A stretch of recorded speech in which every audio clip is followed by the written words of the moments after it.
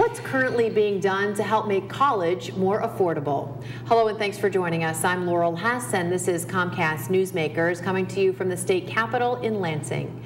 Our topic today is higher education and the higher education budget. Joining us now to talk about it is State Senator Tonya Schuitmaker, a Republican from the 20th District, which represents Kalamazoo and Van Buren counties. Thank you so much for joining us today. It's great to be here. You're working on a whole lot of things right now to help sort of keep that higher education budget in line, balanced, and tuition costs down, and just sort of make it all work so that we can help Michigan high school graduates afford college. How do we do that? What right now, as we're finalizing this budget, are we doing to help the higher education budget? Well, the thing that we're doing differently is really putting in performance metrics.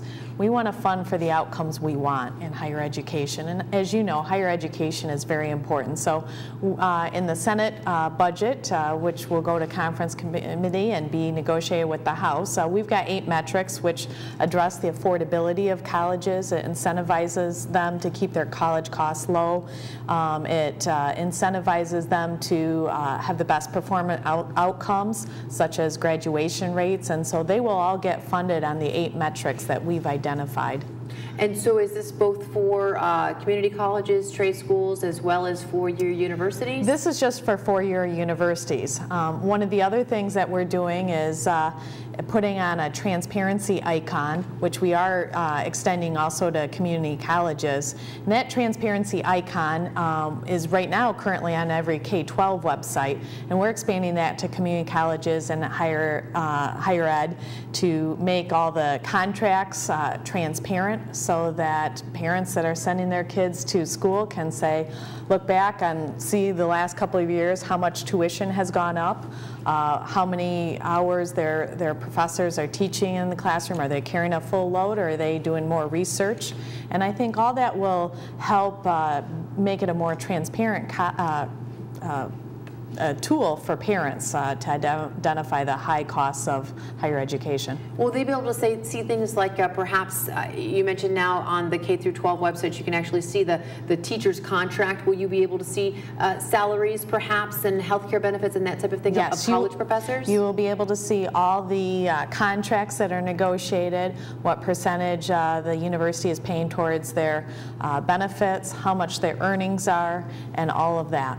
With the hope that, is there some hope that not only is this, a great ethical thing to do to provide this information, but if you have to make that information public, perhaps you'll maybe think twice or be a little more careful in your decision making? I do believe that to be the case, absolutely.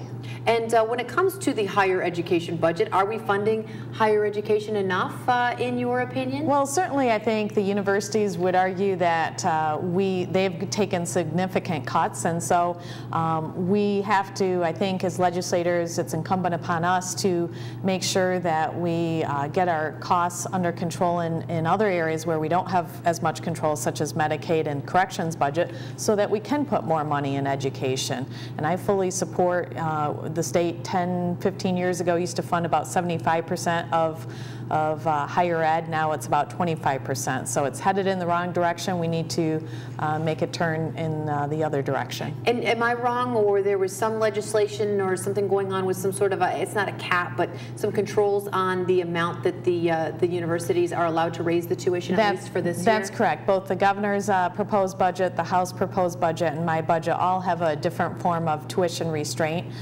because I think the next bubble to hit is really student tuition.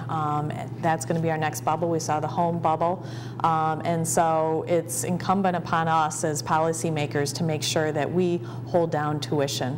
All right. Well, thank you very much for joining us today, and good luck as you try to wade yourself through this higher education budget in the coming weeks. Thank you very much. Thank you. Today's Comcast Newsmaker was State Senator Tonya Schuitmaker, a Republican from the 20th District.